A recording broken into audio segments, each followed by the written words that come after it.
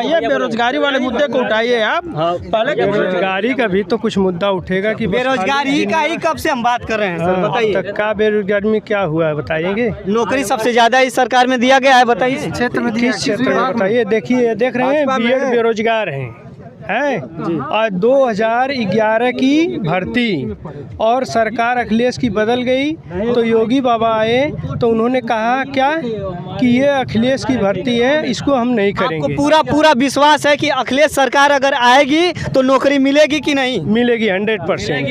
पूरा एकदम जो है विश्वास।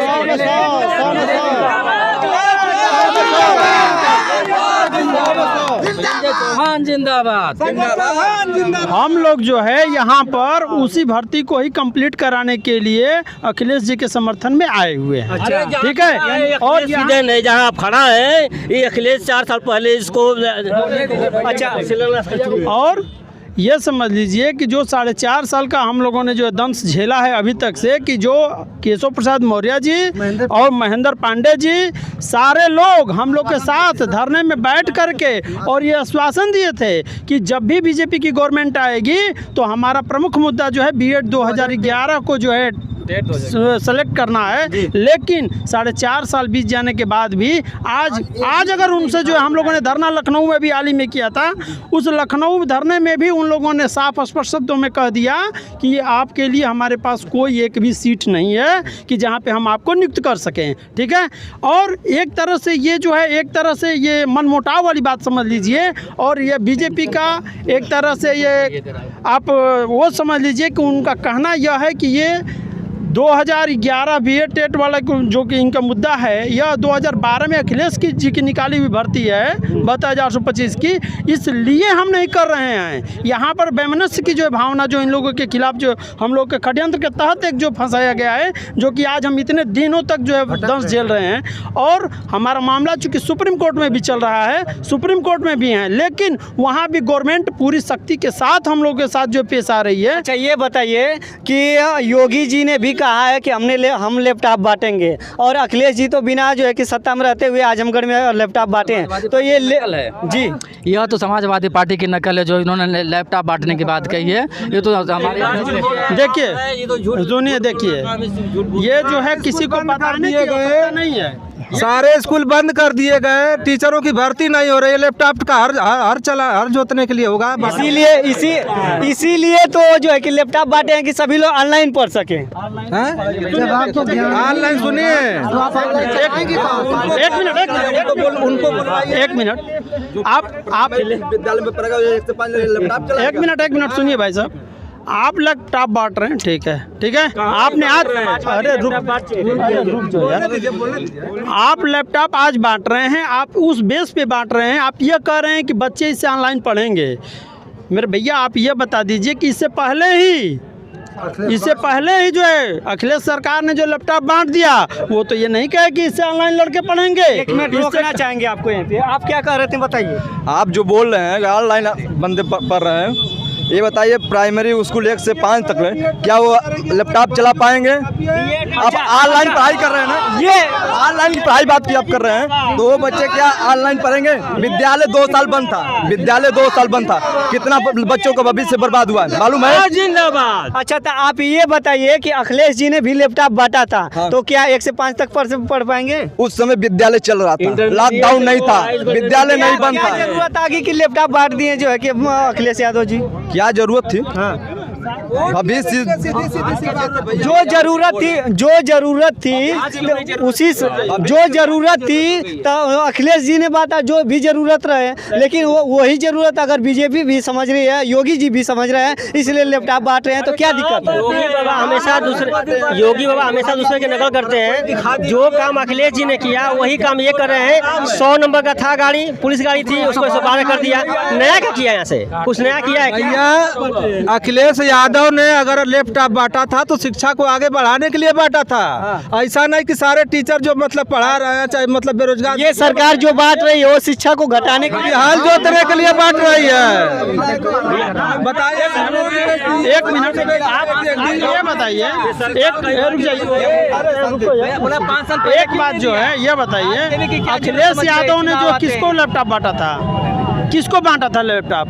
मालूम है आपको? क्या कर रहे हैं? जो अखिलेश यादव ने जो गवर्नमेंट थी तो उन्होंने लैपटॉप किसको बांटा था? किस बेस पे बांटा था? हाई स्कूल इंटर वालों को क्यों बांटा था?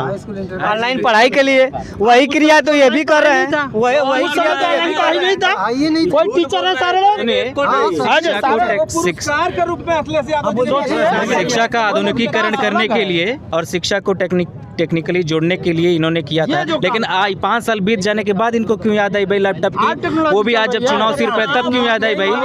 पहले आप लोग कहना चाहते हैं कि इसका प्रोपेगेंडा है चुनाव को देखते हुए बस स्टंट है। अब 4.5 साल बीत चुके हैं, इनको अभी याद आ रही है। अब भैया 5-6 साल पहले बांट चुके थे। किस लिए बांटे थे वो? कि वो जो है एक बुनियादी शिक्षा को जो है टेक्निकल के माध्यम से लोगों तक पहुंचा सके। और 5 काम दिखलाइए योगी जी का। 5 काम कोई आप बताइए। बताइए, आप पार्टी में आप बताइए आप बताइए ना। आप बोल रहे हैं बहुत विपक्षी कर रहे हैं। चलिए मैं बता दूं 5 काम आपको बता दे रहा हूँ। 9 जिलों में मेडिकल कॉलेज उन्होंने खोला, उद्घाटन किया। उसके बाद जो है कि जो ये 4 लेंथ बनवाया।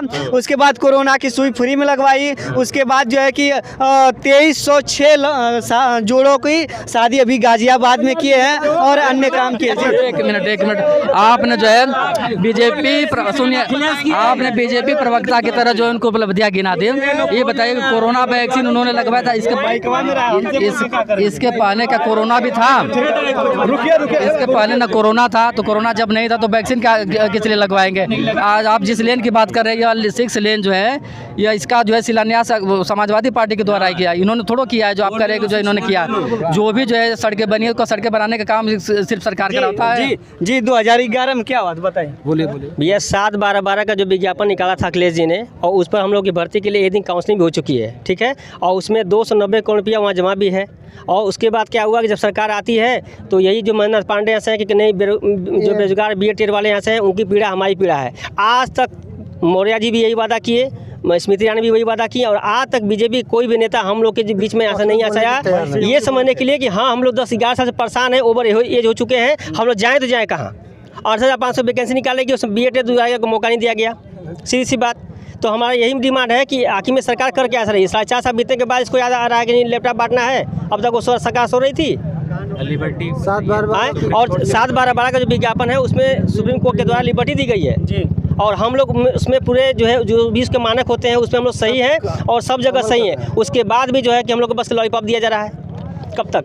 चलिए इसका हम लोग जो है कि RTI लगाकर जांच करेंगे हम लोग भी कि इसमें क्या कार्य हो रहा है। फिर उसके बाद जनता को भी बताएंगे कि उसमें क्या कार्य हो रहा है या नहीं हो रहा है। और जल्दी बताइए जी इसको। जी भैया आप जल्दी बताइए। उसमें कमेटी यही डॉक्टर दिनेश शर्मा जो उप मुख्यमंत्री जी हैं, इन्होंने बनाई थी कमेटी, और 4 सा कमेटी बनाए हो गया, ठीक है। अभी आज तक उस कमेटी रिपोर्ट के लिए हम लोग 9 तारीख को हम लोग धरना प्रदर्शन किए थे, 8, 9, 10 लखनऊ के ईको गार्डन में किए थे, और अभी आज तक कमेटी रिपोर्ट नहीं दी गई है कि नहीं वास्तव में कमेटी में है क्या। जब हम लोग के सुनील यादव जी जो प्रदेश अध्यक्ष यहाँ से हैं, वो जब गए मिलने के लिए तो ADG सविन विक्रम बहादुर, प्रताप सिंह बघेल, दीपक कुमार बोल रहे हैं कि भैया आपके लिए यहाँ कुछ है ही नहीं, तो फिर कमेटी बनी क्यों?